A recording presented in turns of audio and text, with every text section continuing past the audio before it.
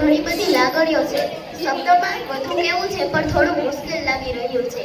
આજે અમારા 8મા ધોરણના સિનિયર્સો વિદાય લઈ રહ્યા છે.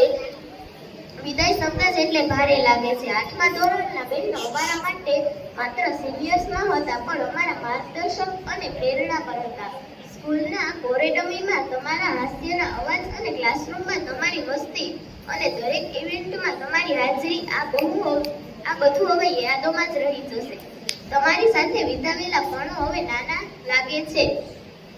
આજે સમજાય છે કે આ સમય થોડી વાર માટે અટકી જાય પણ જીવન તો આગળ જ વધે છે. અમારી પ્રાર્થના છે કે